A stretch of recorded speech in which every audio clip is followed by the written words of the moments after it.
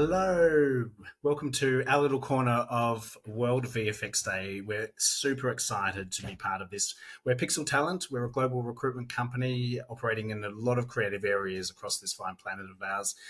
Visual effects, animation, senior positions, executive positions, artistic positions. We're a bunch of talented recruiters, we think, working across the globe and helping a lot of companies. And I'm Marcus. I'm based in Adelaide, Australia, working in Australia, the UK, across in Canada as well. Been in the industry for a long time, over 20 years, and we've got a lot to get through. Hello, I'm Ros Webb. I work with PXL Talent. My recruitment career spans 15 years, working across visual effects, animation, and game studios. And my career has taken me to Canada, to Australia, and currently back in the UK. So what we wanted to discuss with you today is interview prep. There's a lot of advice out there on real reviews and how to put together your CV, but we felt that the one universal truth across recruitment is that everybody has to go to an interview. And in VFX, we can be traditionally fairly casual compared to some corporate environments. But however, I think some people fall into the mistake of therefore not preparing for interviews adequately, thinking that it's okay to show up to an interview, tell them the great projects they've worked on, and that's sufficient. And unfortunately, sometimes it is not. So we wanted to put it out there to have you guys send us questions, any questions you had about preparing for interviews, and we would help answer those for you today.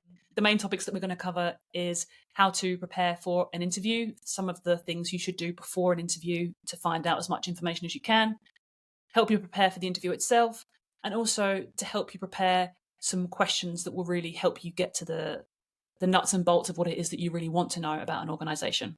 Perfect. And so let's just jump straight in. So talking about the pre-interview prep, look, obviously, we're going to assume people have read the job description. Hopefully there's one available. If there isn't, then ask for one. It's also really good to find out a little bit about the people that will be joining you on the interview as well. The interviewers, what's their background? What's their relationship to the position, perhaps? Could one of them be your manager?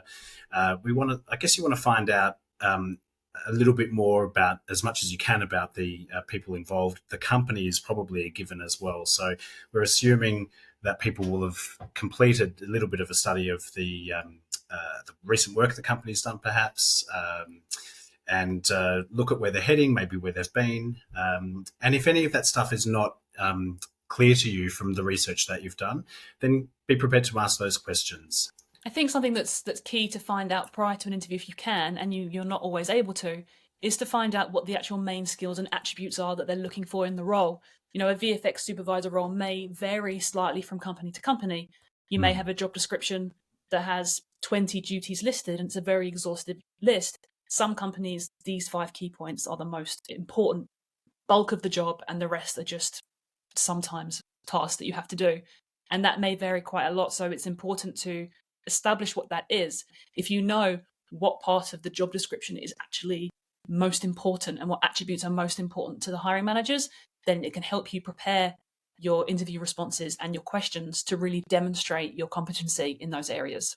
We did receive a question about where to find information on a company. You know, should I ask friends? Should I Google the company? Like, what's the best way to find the most accurate information about a company that I'm interviewing for? It's quite pertinent as well, because you look, I mean, there's a range of roles that you'll be going for that they may actually be confidential as well. So then putting that out to someone you know, a mate or something like that, I mean, there's a risk that people within the company don't know that that role is being advertised or it's being recruited for. Just be aware that not everyone will have an understanding of the vacancy coming up as well. I think probably things to avoid would be, look, there's some sites out there. I don't think I should name them because I don't want to dispute their reputation or anything like that. But people will always post negative stuff on websites. If they've had a bad experience, that's going to be shining bright. I mean, I've had tons of fantastic experiences with companies, but I just totally forget to actually write those good experiences on those certain websites. So take it with a little bit of a grain of salt. And I think, you know, you're obviously doing your research. You've already looked at the website, the company's real, etc. as well. But, you know, if you know people, don't be afraid to ask them what they know about that company as well, but try and be a bit circumspect about why you're asking. Most of the questions that we received were actually around what to do in an interview. So we wanted to cover some of that as well. Marcus, do you want to go first? Yeah, look, in particular, I get told I talk too fast in an interview. And feedback Guilty. Sometimes, I'll repeat that, I get told I talk too fast in an interview. Sometimes hiring managers, PXL Talent sits between the candidate and the hiring manager of the company. And so we get very direct feedback coming through from the hiring managers. And sometimes it can be, they just spoke too fast. So if we're involved in that interview, and sometimes we partner up with companies and we do sit on them sometimes, I'm quite confident and happy to say to the applicant, listen, just slow down a little bit. We get that it's all good to be nervous, it's fine, but slow down a little bit so that we can actually hear what you're saying, because it's a bit of a difficult line or something like that, and it's often actually the way. So try and be clear, listen to the questions really carefully. It's okay to say, sorry, do you mind repeating that? Or again, as I said earlier, to say, does that answer the question for you as well? Speaking of questions, when should people be hitting the questions, Ros? Can I actually just interject on your last point? Because I think something that I was thinking about as well is that if you feel like you've covered a topic, but the recruiter or the interviewer asks you again about that topic, I think it maybe indicates that you weren't clear before. And a lot of the time people will say, well, I already said that, like as discussed, but it's either that you weren't clear when you mentioned it before, or what they're actually asking is looking for a different answer. And some interviewers are really good at that. Some interviewers will say, oh no, sorry, let me clarify. What I mean is this. Can you tell me about that? Whereas some interviewers are not as experienced. Like, you have to remember that not everyone is a top skilled, very, very experienced interviewer. They may not quite know how to reword it to get to what they mean. So if you find that someone's asking you to repeat yourself, maybe ask for clarity. And don't go for too long on the response as well. I think that, give yourself a chance to check in by pausing and letting them perhaps ask a follow-up question or dig a little bit deeper perhaps into the conversation, because the conversation may start with one question, but the journey of the answer is quite unique as well, and actually something that's quite interesting. So give a chance for the other person to interact, as I didn't do with you, Ros, because you had some interesting points to add, and I was just about to move on to the next topic. So I was going to say that was a beautiful segue to the next question, which was, should I save all my questions for the end? And actually, no. Right? Like, if your conversation naturally brings up questions that you have, again, rapport building, right? It's a back and forth conversation between two humans. I would say that if it comes up naturally in conversation, to ask it. Any questions you have around the role and the role duties probably should be addressed earlier on in the interview. If you get the opportunity, of course. I would refrain from saving everything till the end, because if there's only 3 minutes left of the interview, that's not a lot of time to ask your questions. And if you and the interviewer have had a 20-minute discussion about the role, and then at the end you ask a question which indicates that you actually don't understand the role, the interviewer will think, well, what have we been talking about? Like, why wasn't it? Why don't we sort of establish this question earlier? And in relation to timekeeping, someone may have a meeting straight after the interview. So if it's rolling on to a few minutes beyond the end of the interview, it shows a lot of self-awareness to say, you know what, I do have more questions, but I'm aware of your time. Can I get an email address and I'll send them through to you afterwards? And that is a completely reasonable approach to take. Marcus, there was a question that came through about gaps in careers and how people should approach that in interviews. Like, do you have any advice around that? Yeah, look, totally be honest about those gaps. There is nothing wrong with taking time out to focus on other areas of development, or to have kids, or to, you've just been hitting it hard on project after project relentlessly for some time. You just want to sit on a yacht for 12 months. Kudos to you if you can do that. That'd be great. But look, I mean, we're in, 2023 coming up to 2024. This is the time when we can focus on the things that are important to us as well. That covers areas of work-life balance. It covers parenting, covers illness as well. You don't need to go into explicit detail, and you shouldn't feel that you need to justify every element of that. But just feel free to say what you want to say about it, and don't feel that you're going to be judged by it. I think if you're a parent and you're concerned about having taken 2 years out for bringing up kids from 0 to 2, etc., and you find that the response from the company is, so do you think you'd be up to the task now after 2 years out of it? I'd say it's probably not the right kind of company for you. I kind of think that Agreed. it's there's plenty of other opportunities out there. I think match one that's going to match your culture a little bit. But there is just one more interview question that I wanted to cover before we move on.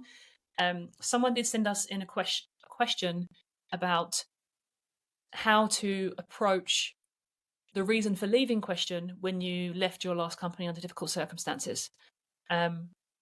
Like a lot of the responses we've given today, I would always say be honest, but there are ways of describing situations honestly that is in a more positive light. For example, if you didn't really have a great time at your last company and you left, but you maybe fell out with your boss because you didn't like the way things were going, don't walk into an interview and say, my boss was a jerk, I didn't like him, I had to quit, I couldn't work together. Like, it just doesn't come off well. Like, you want to be able to demonstrate your ability to handle conflict, as one example, and say, look, there were some personal differences on the team. I've since learned that actually this is how I deal with those situations, and I felt that maybe a new company would be the right fit for me. One of the questions we received was around being rejected. Someone wrote into us to say that the interview went very well. They got on very well with the interviewers. They answered all the questions they thought to a good level, yet they were still rejected for the position. What did they do wrong? What could they have done better? It's very hard for us to know specifically in that specific scenario what happened. However, let us tell you as recruiters that sometimes there's actually nothing you can do. Sometimes the production schedules change. Sometimes there's an internal candidate that gets the job. Sometimes it's just that you are really strong for the position, but what they're looking for is actually something slightly different. And it doesn't mean you are not a strong candidate. It's just that they're maybe looking for someone a bit more junior or maybe someone a bit more senior. And I think if you get feedback that's fairly generic, it doesn't mean they're hiding some insidious reason. It literally could just be that it's one of a million reasons beyond your control. And I know it's hard in the current environment where there's not a lot of opportunities out there, which we're hoping is changing very soon. I know it's hard to not get reasons, but sometimes it really isn't. It isn't you. What happens? Yeah, so if you're receiving a lot of negative feedback, that is a tough thing to sort of go through, because you don't really have you may not have a good reference point for it, but you can ask people, or you can actually bring that up with, a professional recruiter, and they might run a mock interview with you, or they might ask you some questions. And if that happens, you probably need to be open to a little bit of feedback about how you're responding. Just, there could be some small tweaks that make a big difference, and it's often very hard to see that from your own perspective. So getting a third party's perspective on it, and if you can get that directly from the interviewer and just that you've been speaking to, and just say, listen, I've had a couple of rejections. Is there anything that you think I should change? Is there anything more that you wanted to see in my interview as well? Did I talk too fast? Did I not answer the questions? Be open to a range, and hopefully you'll get that feedback coming in.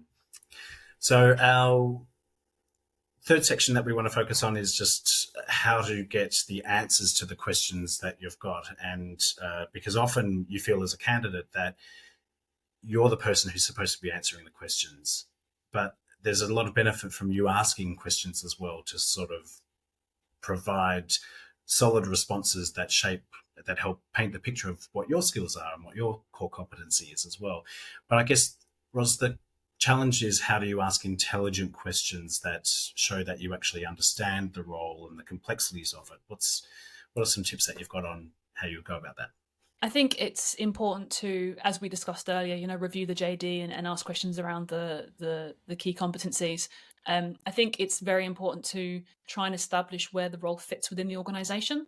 What are the growth opportunities for that role? And I know, Marcus, I think you'd received a question around how do you find out about growth opportunities without making it seem like you don't want the role that you're applying for? Did you have any thoughts around that? I'm a coordinator. I think specifically it was along the line of, production manager, but I really want to do producing, and I've been promised those opportunities at other companies. So when do I put that into my set of questions? I guess you could try and find out what the trajectory looks like for other people that have been in that situation in the past. Do you hire from within? Is that something that happens, or do you tend to do most of it from outside? Have there been opportunities for people in production previously where they've been able to move into producing roles?